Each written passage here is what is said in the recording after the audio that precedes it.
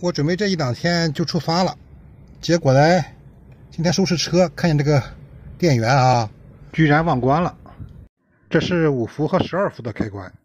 原先我一直认为这个直流的，只要你不用电，它就不会耗电。没想到啊，这10来天掉了2个格，看来以后这个开关得关上了。不过这个移动电源呢，我不想提上楼了，就这么2个电，用行车充就可以了。这块电池我现在平常用风扇、充手机、用空调都用它啊，有时候做饭也用它。收拾完车去吃午餐，来这家吃。哎，这什么味儿了？还带那个啥呢？带这个，哎，这个是菌菇，哟，那西普哎，这个还没吃过呢，下次尝一尝。这是我的哈，啊，这是我的哈，这不是你这不是鲜香的，鲜香的还没自己做了的。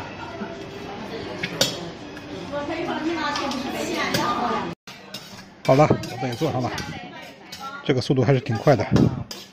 这个菜呢是15，这些米饭、小菜、饮料3块，随便吃。这的饮料有3种，我要了2种。这么一个小份的，一个人吃正好，你不会觉得少，正好吃完饱了。然后浇了汤，这个鸡汤拌米饭特别的香，可以说是人生一大美味啊。现在天太热了，不想回家做饭，基本上都在外边吃，所以说在家里和在外边其实是一样。我为什么准备明天就走呢？8月份还没结束，天还挺热的。不过今年济南还算好啊，济南的天气就热了那么几天吧，有个5、6天、7、8天这样。平常的时候下雨，一下雨非常凉快。我看昨天那个天气预报，南方还很热啊，特别是西安、四川成都那一块，重庆40多度。然后往年呢，其实东北每年的这个时候7、8月份也非常热，但是它到什么呢？到10月底以后啊，11月份、12月份就开始冷了。所以说考虑到这个整个时间安排吧，我觉得还是明天走吧。我经常来这家吃，这家呢饮料是免费的。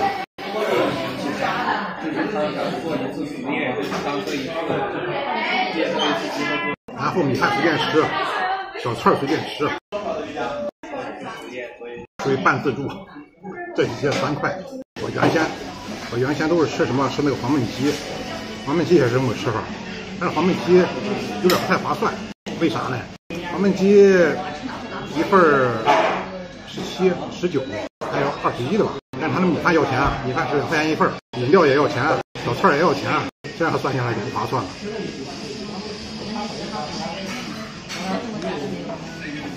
口感其实说实话差不多，即便是黄焖鸡的味道比它好一点，我也不愿吃了。你这个你米饭随便吃能吃饱，那黄焖鸡2块钱一份米饭，那碗可小，比这还小。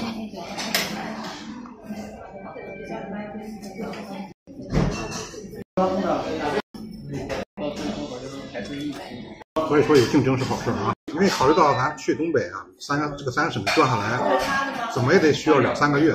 要按正常安排的话，应该是什么呢？先开到它最边上啊，就是靠近俄罗斯啊，靠近边境的地方，那地方凉快。你像伊春啊这些地方，那是凉快。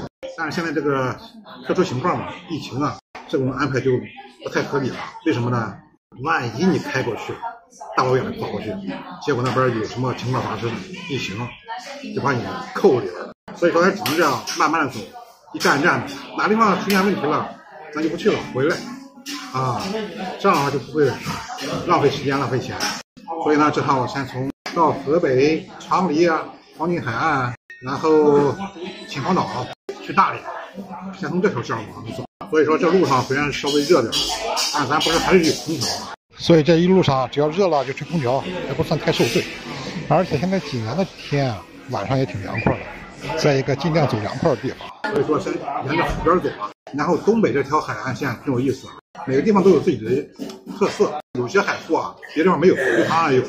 今天收拾完，准备，明天出发了。希望这一次路上和我想象的一样。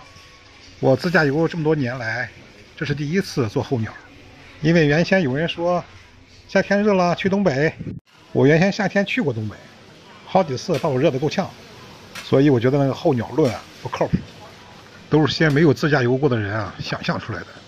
而且即便东北凉快了，路上如果你没有空调的话，你晚上睡觉都睡不着。咱们又不是坐飞机直接飞过去的，咱是要开车一站一站走的。不过我这次带了蚊帐空调，正好可以试一试，看看怎么样。那么好朋友们，今天的视频呢就到这里，再见。